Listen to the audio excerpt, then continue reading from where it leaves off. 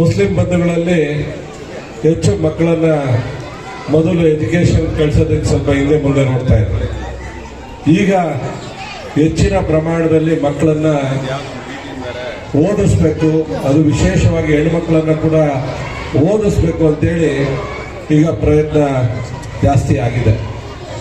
ನಾನು ನಿಮ್ಮಲ್ಲಿ ಒಂದು ಕೇಳ್ಕೊತೇನೆ, ಶಾಲಾ ಉದ್ಘಾಟನೆ ಆಗ್ತಾ ಇರೋದು ತುಂಬಾ ಖುಷಿ ತಂದಿದೆ.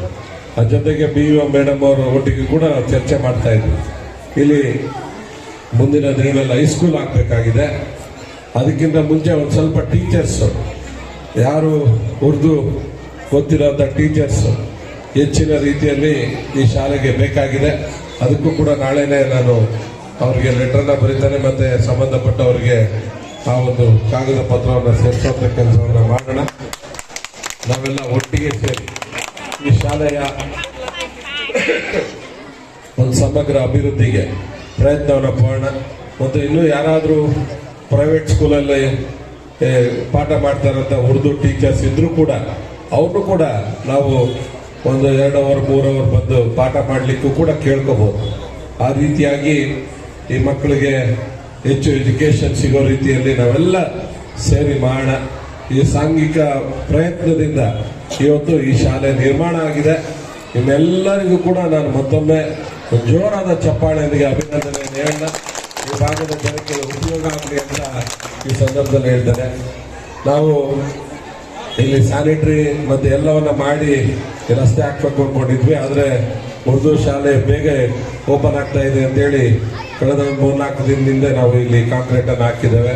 ಇನ್ನು ಮುಂಭಾಗದಲ್ಲಿ ಸ್ಯಾನಿಟರಿಯನ್ನು ಕೂಡ ಮಾಡಬೇಕಾಗಿದೆ. ಅದು ಕಂಪ್ಲೀಟ್ ಆದ್ಮೇಲೆ ಸ್ಯಾನಿಟರಿ ಮತ್ತೆ ದೊಡ್ಡ ಡ್ರೈನು ಕಂಪ್ಲೀಟ್ ಆದ್ಮೇಲೆ 4-5 ರಸ್ತೆಗಳಿದಾವೆ, ಅದನ್ನು ಕೂಡ ಕಾಂಕ್ರೀಟ್ ಹಾಕುವಂತ ಕೆಲಸವನ್ನ ನಾವು ಮಾಡಿಕೊಡ್ತಾರೆ. ಇನ್ನೊಂದು 2 ತಿಂಗಳ ಒಳಗಡೆ ಈ ಭಾಗದಲ್ಲಿ ಯಾವುದೇ ಕೆಲಸ ಬಾಕಿ ಇಲ್ಲದೆ ಮದೀನಾ ನಗರ ಈ ಭಾಗದಲ್ಲಿ ಉರ್ದು ಶಾಲೆ ಆಗಬೇಕು ಅಂತೇಳಿ ಒಂದು ಹೊಸ ಶಾಲಾ ಕಟ್ಟಡವನ್ನು ಕಟ್ಟುವಂತ ಒಂದು ಪ್ರಯತ್ನ ಕಳೆದ 1.5 ವರ್ಷದಿಂದ ಆಗ್ತಾ ಇದೆ. ತುಂಬಾ ವರ್ಷಗಳ ಕನಸು ಇವತ್ತು ನನಸಾಗಿದೆ. ಈ ಕಾರ್ಯಕ್ರಮದಲ್ಲಿ ನಮ್ಮ ಹಿರಿಯ ಅಣ್ಣ ಆದಂಥ ಉಪೇಂದ್ರ ರೆಡ್ಡಿ ಅವರು ಮತ್ತು ನಮ್ಮ ಸಲಾಂ ಅವರು, ನಮ್ಮ BO ಮೇಡಮ್ ಅವರು, ಮತ್ತೆ ವೇದಿಕೆ ಮೇಲಿರುವಂಥ ಎಲ್ಲ ಹಿರಿಯರು, ವೇದಿಕೆ ಮುಂಭಾಗದಲ್ಲಿರುವಂಥ ಎಲ್ಲ ವಿದ್ಯಾರ್ಥಿಗಳು, ಬಿಲಾಲ್ ಮಸೀದಿ, ಮಕ್ಕಾ ಮಸೀದಿ, ಖಾಜಾ ಮಸೀದಿ, ಆಲಿ ಮಸೀದಿ, ನೂರಾನಿ ಮಸೀದಿ, ನೂರ್ ಮಸೀದಿ, ಅಬ್ದುಲ್ ಬಿನ್ ಜೈನ್ ಮಸೀದಿ, ಗಫರ್ ಮಸೀದಿ, ಎಲ್ಲ ಮಸೀದಿಯ ಕಮಿಟಿಗಳು ಹಾಗೂ ಎಲ್ಲ ಮೌಲ್ವಿಗಳಿಗೂ ಕೂಡ ನಾನು ಈ ಸಂದರ್ಭದಲ್ಲಿ ಸ್ವಾಗತವನ್ನ ಮತ್ತು ಗಣರಾಜ್ಯೋತ್ಸವದ ಶುಭಾಶಯಗಳನ್ನ ಹೇಳಲಿಕ್ಕೆ ನಾನು ಇಲ್ಲಿ ಬಂದಿದ್ದೇನೆ. ನಿಮ್ಮೆಲ್ಲರಿಗೂ ಕೂಡ ಗಣರಾಜ್ಯೋತ್ಸವದ ಶುಭಾಶಯ. ಭಾರತ ಅಂತ ಹೇಳಿದ್ರೆ ವಿವಿಧ ಧರ್ಮಗಳ ಒಗ್ಗಟ್ಟಿನ ಸಂಸ್ಕೃತಿ, ನಮ್ಮ ದೇಶ, ನಮ್ಮ ಹಕ್ಕು, ನಾವು ಈ ದೇಶದಲ್ಲಿ ಹುಟ್ಟಿದ್ದೇವೆ, ಇಲ್ಲೇ ಸಾಯಬೇಕು, ಅದ್ರ ಮಧ್ಯೆ ಏನಾದರೂ ಒಂದು ಒಳ್ಳೆಯದನ್ನ ಮಾಡುವಂತ ಪ್ರಯತ್ನ ಆಗಬೇಕು ಅಂತೇಳಿ ಅದ್ರ ಜೊತೆ ವಿಶೇಷವಾಗಿ ಅನೇಕ ಮುಸ್ಲಿಂ ಬಂಧುಗಳು ಕೂಡ ಇಲ್ಲಿ ನಾವು ಸೇರಿದ್ದೇವೆ. ಮುಸ್ಲಿಂ ಬಂಧುಗಳಲ್ಲಿ ಹೆಚ್ಚು ಮಕ್ಕಳನ್ನ ಮೊದಲು ಎಜುಕೇಶನ್ ಕಳಿಸೋದಕ್ಕೆ ಸ್ವಲ್ಪ ಹಿಂದೆ ಮುಂದೆ ನೋಡ್ತಾ ಇದ್ದಾರೆ. ಈಗ ಹೆಚ್ಚಿನ ಪ್ರಮಾಣದಲ್ಲಿ ಮಕ್ಕಳನ್ನ ಓದಿಸ್ಬೇಕು, ಅದು ವಿಶೇಷವಾಗಿ ಹೆಣ್ಮಕ್ಳನ್ನ ಕೂಡ ಓದಿಸ್ಬೇಕು ಅಂತೇಳಿ ಈಗ ಪ್ರಯತ್ನ ಜಾಸ್ತಿ ಆಗಿದೆ. ನಾನು ನಿಮ್ಮಲ್ಲಿ ಒಂದು ಕೇಳ್ಕೊತೇನೆ, ಈ ದೇಶದಲ್ಲಿ ಹುಟ್ಟಿರುವಂತ ನಾವೆಲ್ಲ ಎಜುಕೇಶನ್ ಇಲ್ಲ ಅಂತ ಹೇಳಿದ್ರೆ ನಮ್ಮ ಹತ್ರ ಎಷ್ಟೇ ಶ್ರೀಮಂತಿಕೆ ಇದ್ರೂ ಕೂಡ ಅದು ಉಪಯೋಗಕ್ಕೆ ಬರೋದಿಲ್ಲ. ಮಕ್ಕಳನ್ನ ಯಾರು ಬಡವರಿದ್ದಾರೆ ಅವ್ರು ಮಾತ್ರ ಓದಿಸೋದಲ್ಲ, ಎಲ್ಲರೂ ಮಕ್ಕಳನ್ನ ಓದಿಸುವಂತ ಕೆಲಸ ಮಾಡಬೇಕಾಗಿದೆ. ಬಡವ ಅಥವಾ ಶ್ರೀಮಂತ ಒಂದು ಯಾವುದೇ ತಾರತಮ್ಯ ಇಲ್ಲದೆ ವಿಶೇಷವಾಗಿ ನಾನು ನಿಮ್ಮನ್ನ ರಿಕ್ವೆಸ್ಟ್ ಮಾಡುವಂಥದ್ದು ಇಷ್ಟೇ, ಯಾರು ಮಕ್ಕಳು ಓದ್ತಾ ಇದ್ದಾರೆ, ಅದು ವಿಶೇಷವಾಗಿ ಹೆಣ್ಮಕ್ಳು, ಅವ್ರಿಗೆ ಹೆಚ್ಚು ಓದಲಿಕ್ಕೆ ಅವಕಾಶ ಮಾಡಿ. ಆ ಮಕ್ಕಳು ಅವ್ರ ಕಾಲ ಮೇಲೆ ಅವ್ರು ನಿಂತ್ಕೋತಾರೆ. ಇಲ್ಲ ಅಂತ ಹೇಳಿದ್ರೆ ಅವ್ರಿಗೆ ಎಜುಕೇಶನ್ ಇಲ್ಲ ಅಂತ ಹೇಳಿದ್ರೆ ಮುಂದಿನ ದಿನಗಳಲ್ಲಿ ಅವ್ರ ಮಕ್ಕಳಿಗೆ ಹೇಳ್ಕೊಡೋದಕ್ಕೆ ಕೂಡ ತೊಂದರೆ ಆಗ್ತದೆ.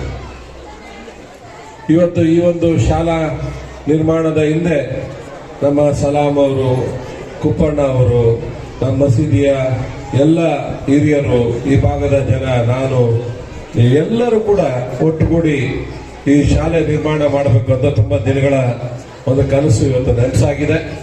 ಈ ಭಾಗದ ಅನೇಕ ವಿದ್ಯಾರ್ಥಿಗಳಿಗೆ ಈ ಒಂದು ಉರ್ದು ಶಾಲೆ ಮುಖಾಂತರ ಎಜುಕೇಶನ್ ಸಿಗ್ಲಿ, ಅವ್ರಿಗೆ ಮುಂದಿನ ದಿನಗಳಲ್ಲಿ ಒಳ್ಳೆ ಉದ್ಯೋಗ ಸಿಗ್ಲಿ, ಈ ದೇಶದ ಒಂದು ಭವಿಷ್ಯವನ್ನ ರೂಪಿಸುವಂತ ಮಕ್ಕಳಾಗ್ಲಿ ಅಂತ ನಾನು ದೇವರಲ್ಲಿ ಪ್ರಾರ್ಥನೆ ಮಾಡ್ತಾರೆ. ನಮ್ಗೆಲ್ಲರಿಗೂ ಮತ್ತೆ ಶುಭವನ್ನು ಕೋರ್ತಾರೆ. ಈ ಒಂದು ರಿಪಬ್ಲಿಕ್ ಡೇ ದಿನ, ಗಣರಾಜ್ಯೋತ್ಸವದ ದಿನ ಈ ಒಂದು ಶಾಲಾ ಉದ್ಘಾಟನೆ ಆಗ್ತಾ ಇರೋದು ತುಂಬಾ ಖುಷಿ ತಂದಿದೆ. ಅದ್ರ ಜೊತೆಗೆ BO ಮೇಡಮ್ ಅವರ ಒಟ್ಟಿಗೆ ಕೂಡ ಚರ್ಚೆ ಮಾಡ್ತಾ ಇದ್ವಿ. ಇಲ್ಲಿ ಮುಂದಿನ ದಿನಗಳಲ್ಲಿ ಹೈಸ್ಕೂಲ್ ಆಗ್ಬೇಕಾಗಿದೆ. ಅದಕ್ಕಿಂತ ಮುಂಚೆ ಒಂದು ಸ್ವಲ್ಪ ಟೀಚರ್ಸ್, ಯಾರು ಉರ್ದು ಗೊತ್ತಿರೋಂಥ ಟೀಚರ್ಸ್ ಹೆಚ್ಚಿನ ರೀತಿಯಲ್ಲಿ ಈ ಶಾಲೆಗೆ ಬೇಕಾಗಿದೆ. ಅದಕ್ಕೂ ಕೂಡ ನಾಳೆನೆ ನಾನು ಅವರಿಗೆ ಲೆಟರ್ನ ಬರೀತಾನೆ, ಮತ್ತೆ ಸಂಬಂಧಪಟ್ಟವರಿಗೆ ಆ ಒಂದು ಕಾಗದ ಪತ್ರವನ್ನು ಸೇರಿಸುವಂತ ಕೆಲಸವನ್ನು ಮಾಡೋಣ. ನಾವೆಲ್ಲ ಒಟ್ಟಿಗೆ ಸೇರಿ ಈ ಶಾಲೆಯ ಒಂದು ಸಮಗ್ರ ಅಭಿವೃದ್ಧಿಗೆ ಪ್ರಯತ್ನವನ್ನು ಮಾಡೋಣ. ಮತ್ತು ಇನ್ನೂ ಯಾರಾದರೂ ಪ್ರೈವೇಟ್ ಸ್ಕೂಲಲ್ಲಿ ಪಾಠ ಮಾಡ್ತಾರಂತ ಉರ್ದು ಟೀಚರ್ಸ್ ಇದ್ರೂ ಕೂಡ ಅವ್ರನ್ನೂ ಕೂಡ ನಾವು ಒಂದು 2 ಅವರ್ 3 ಅವರ್ ಬಂದು ಪಾಠ ಮಾಡಲಿಕ್ಕೂ ಕೂಡ ಕೇಳ್ಕೋಬಹುದು. ಆ ರೀತಿಯಾಗಿ ಈ ಮಕ್ಕಳಿಗೆ ಹೆಚ್ಚು ಎಜುಕೇಶನ್ ಸಿಗೋ ರೀತಿಯಲ್ಲಿ ನಾವೆಲ್ಲ ಸೇರಿ ಮಾಡೋಣ. ಈ ಸಾಂಘಿಕ ಪ್ರಯತ್ನದಿಂದ ಇವತ್ತು ಈ ಶಾಲೆ ನಿರ್ಮಾಣ ಆಗಿದೆ. ನಿಮ್ಮೆಲ್ಲರಿಗೂ ಕೂಡ ನಾನು ಮತ್ತೊಮ್ಮೆ ಜೋರಾದ ಚಪ್ಪಾಳೆಯೊಂದಿಗೆ ಅಭಿನಂದನೆ ಹೇಳೋಣ. ಈ ಭಾಗದ ಜನಕ್ಕೆ ಉಪಯೋಗ ಆಗಲಿ ಅಂತ ಈ ಸಂದರ್ಭದಲ್ಲಿ ಹೇಳ್ತಾರೆ. ನಾವು ಇಲ್ಲಿ ಸ್ಯಾನಿಟರಿ ಮತ್ತೆ ಎಲ್ಲವನ್ನ ಮಾಡಿ ರಸ್ತೆ ಹಾಕ್ಬೇಕು ಅನ್ಕೊಂಡಿದ್ವಿ. ಆದರೆ ಉರ್ದು ಶಾಲೆ ಬೇಗ ಓಪನ್ ಆಗ್ತಾ ಇದೆ ಅಂತೇಳಿ ಕಳೆದ 3-4 ದಿನದಿಂದ ನಾವು ಇಲ್ಲಿ ಕಾಂಕ್ರೀಟ್ ಅನ್ನು ಹಾಕಿದ್ದೇವೆ. ಇನ್ನು ಮುಂಭಾಗದಲ್ಲಿ ಸ್ಯಾನಿಟರಿ ಅನ್ನು ಕೂಡ ಮಾಡಬೇಕಾಗಿದೆ. ಅದು ಕಂಪ್ಲೀಟ್ ಆದ್ಮೇಲೆ ಸ್ಯಾನಿಟರಿ ಮತ್ತೆ ದೊಡ್ಡ ಡ್ರೈನು ಕಂಪ್ಲೀಟ್ ಆದ್ಮೇಲೆ 4-5 ರಸ್ತೆಗಳಿದಾವೆ, ಅದನ್ನು ಕೂಡ ಕಾಂಕ್ರೀಟ್ ಹಾಕುವಂತ ಕೆಲಸವನ್ನ ನಾವು ಮಾಡಿಕೊಡ್ತಾರೆ. ಇನ್ನೊಂದು 2 ತಿಂಗಳ ಒಳಗಡೆ ಈ ಭಾಗದಲ್ಲಿ ಯಾವುದೇ ಕೆಲಸ ಬಾಕಿ ಇಲ್ಲದೆ ಅದನ್ನು ಮುಗಿಸೋಣ ಅಂತ ಹೇಳ್ತಾ, ಈ ಭಾಗದಲ್ಲಿ ಏನೇ ಕೆಲಸ ಇದ್ರು ಕೂಡ ನಮ್ಮ ಸಲಾಂ ಅವರು, ನಮ್ಮೆಲ್ಲ ಮಸೀದಿಯ ಮುಖಂಡರು ಕೂಡ ನನ್ನನ್ನು ಈಗಾಗಲೇ ಕಳೆದ ತಿಂಗಳು ಕೂಡ ನಾನು ಇಲ್ಲಿ ಬಂದಿದ್ದೆ. ಅದಕ್ಕಿಂತ ಮುಂಚೆ 1 ತಿಂಗಳಿಂದಲೂ ಕೂಡ ಈ ಶಾಲೆ ನಿರ್ಮಾಣ ಆಗುವಂಥ ಸಂದರ್ಭದಲ್ಲೂ ನಾನು ಬಂದಿದ್ದೆ. ಯಾವಾಗ ಕರೆದ್ರೂ ಕೂಡ ನಾನು ಬಂದು ನಿಮ್ಮ ಜೊತೆ ನಿಲ್ತೇನೆ, ನಿಮ್ಮ ಒಟ್ಟಿಗೆ ಇರ್ತೇನೆ. ನಾವೆಲ್ಲ ಒಟ್ಟಿಗೆ ಕೆಲಸ ಮಾಡೋಣ. ನಿಮ್ಮ ಆಶೀರ್ವಾದ ಯಾವತ್ತೂ ನಮಗಿರ್ಬೇಕು. ನಾವೆಲ್ಲ ಹಿಂದೂ, ಮುಸ್ಲಿಂ, ಕ್ರಿಶ್ಚಿಯನ್ ಯಾರೇ ಇದ್ರೂ ಕೂಡ ಅಣ್ಣ ತಮ್ಮಂದಿರ ರೀತಿಯಲ್ಲಿ ಇಲ್ಲಿ ಬದುಕ್ತಾ ಇದ್ರು. ಕುಪ್ಪಣ್ಣ ತುಂಬ ವರ್ಷಗಳಿಂದ ಈ ಭಾಗದ ಎಲ್ಲರಿಗೂ ಕೂಡ ಗೊತ್ತಿರುವಂಥ ಹಿರಿಯರು. ಅವರ ಮಾರ್ಗದರ್ಶನದಲ್ಲಿ ನಾವೆಲ್ಲ ಒಟ್ಟಿಗೆ ಇಲ್ಲಿ ಕೆಲಸ ಮಾಡೋಣ. ಮುಂದಿನ ದಿನಗಳಲ್ಲಿ ಇನ್ನಷ್ಟು ಅಭಿವೃದ್ಧಿಯ ಕೆಲಸಗಳ ಜೊತೆಗೆ ಈ ಭಾಗದ ಜನಗಳ ಪ್ರೀತಿ ವಿಶ್ವಾಸವನ್ನು ಕೂಡ ಸಂಪಾದನೆ ಮಾಡುವಂಥ ಕೆಲಸವನ್ನು ನಾನು ಮಾಡ್ತೇನೆ. ನಿಮ್ಮ ಆಶೀರ್ವಾದ ಇರಲಿ ಅಂತ ಹೇಳ್ತಾ, ಈ ಶಾಲೆಗೆ ಪ್ರತ್ಯಕ್ಷವಾಗಿ ಪರೋಕ್ಷವಾಗಿ ಸಹಕಾರ ಮಾಡಿದಂಥ ಎಲ್ಲರಿಗೂ ನಾನು ಮತ್ತೊಮ್ಮೆ ಧನ್ಯವಾದವನ್ನು ಹೇಳ್ತಾ ನಾನು ಮಾತು ಮುಗಿಸ್ತೇನೆ. ಜೈ ಕರ್ನಾಟಕ.